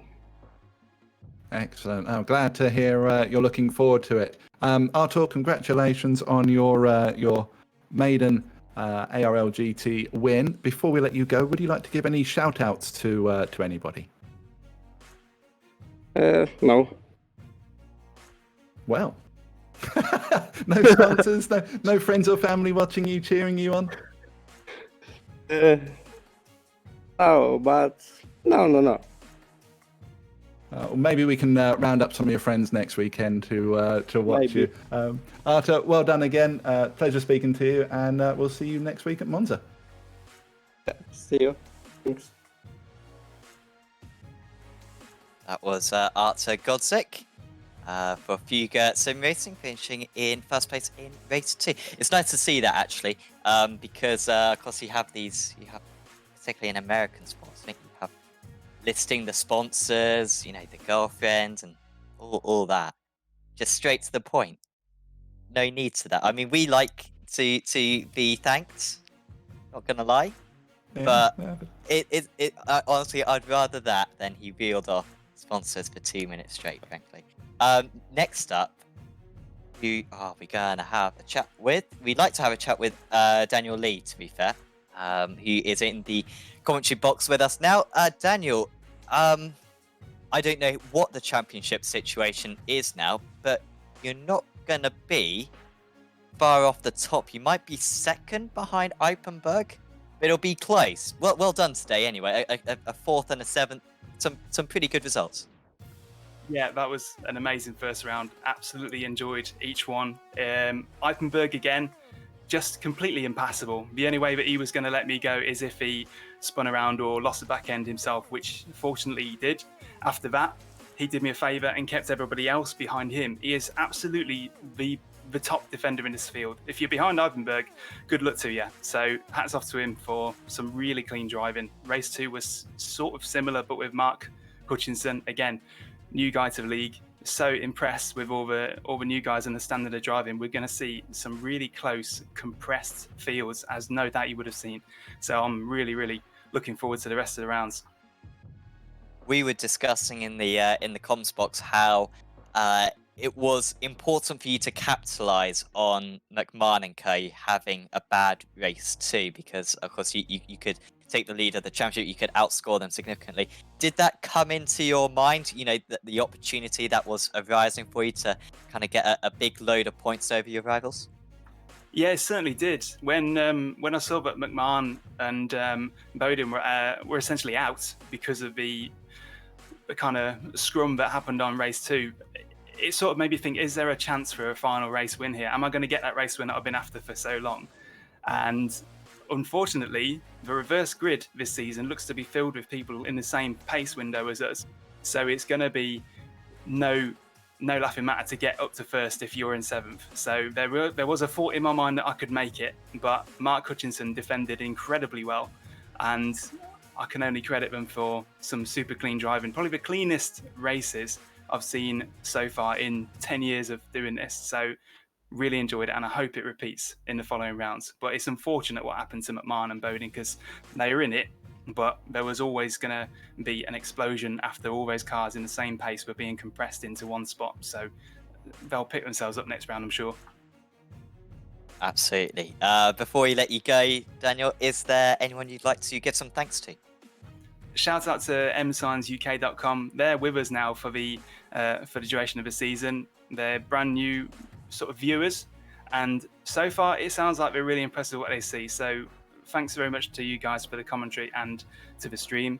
M-Signs are a graphics and printing company that could feasibly do all the liveries that you see on stream. So if you want your car decked out, or you lucky guys who have actual race cars, there are some that do real and sim, go to them for your race car decking out. Thank you very much.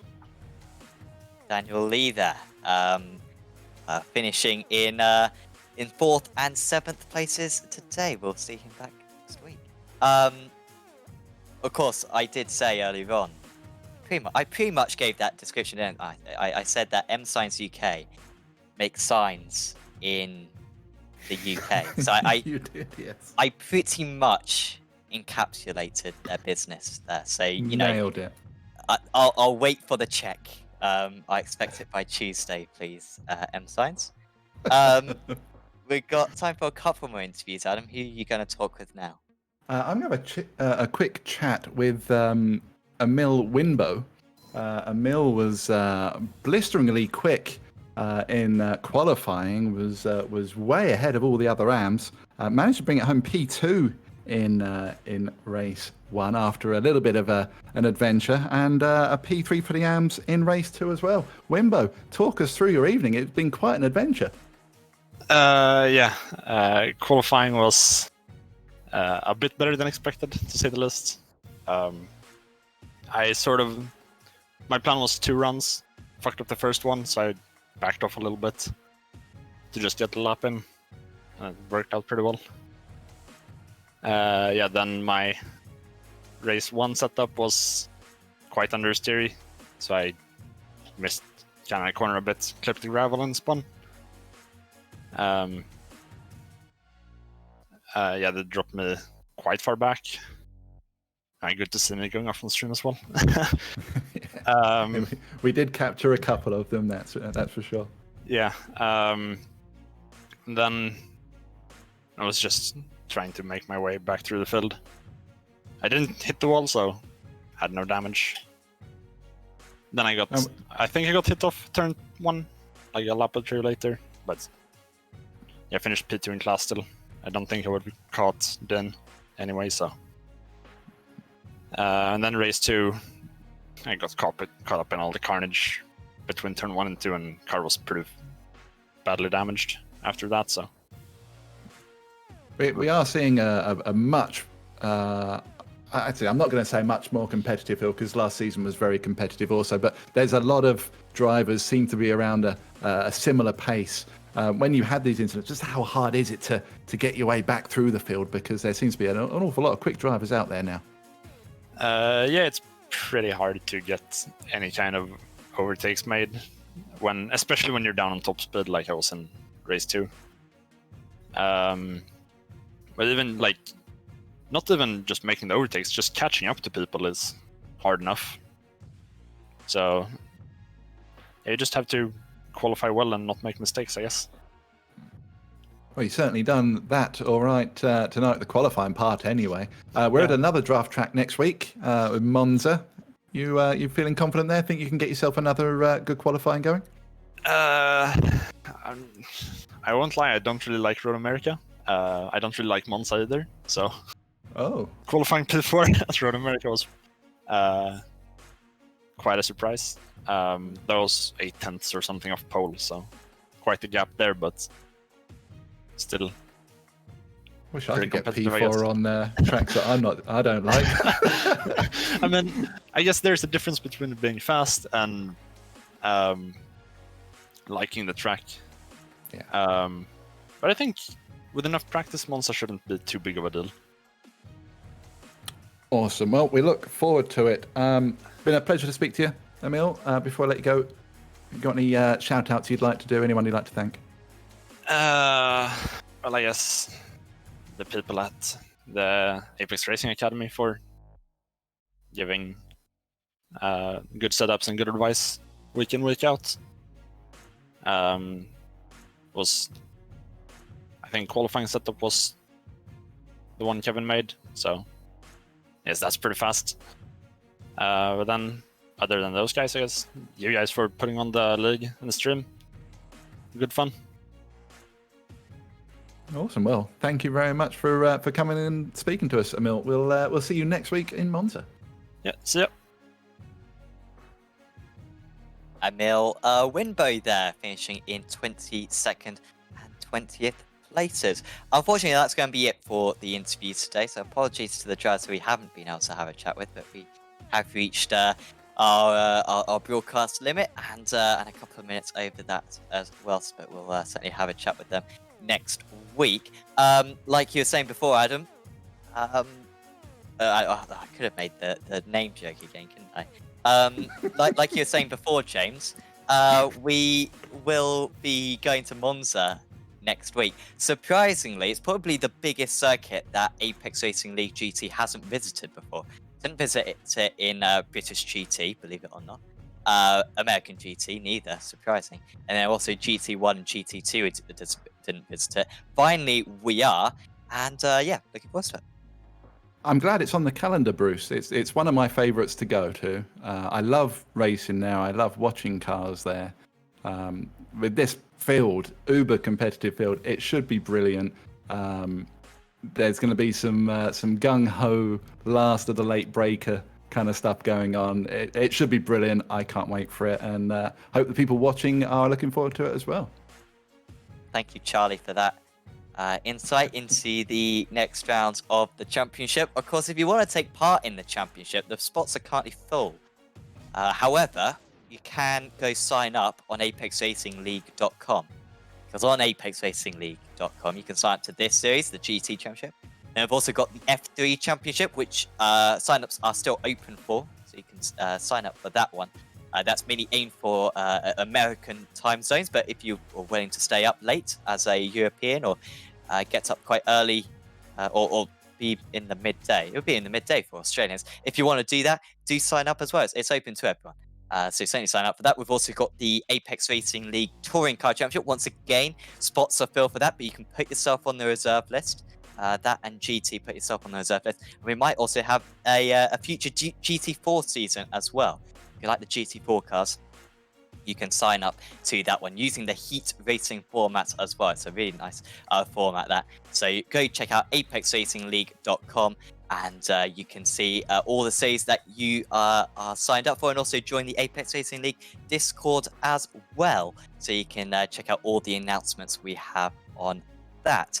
If you've enjoyed this video, please do leave a like on it, and also subscribe to the iRacing Esports Network, and check out Apex Racing TV as well, because we've got loads of action on Apex Racing TV. Also do check out Apex Racing TV's social media platforms on Instagram, Twitter and Facebook, so you never miss a moment of our racing. We will see you back then at Monza, but it's a couple of fantastic results for the debutantes today. It is Jonas Bodin taking race 1 victory. It's Artur Godzik taking the race 2 victory. We'll see what happens in meeting 2 in a week's time. We will see you then.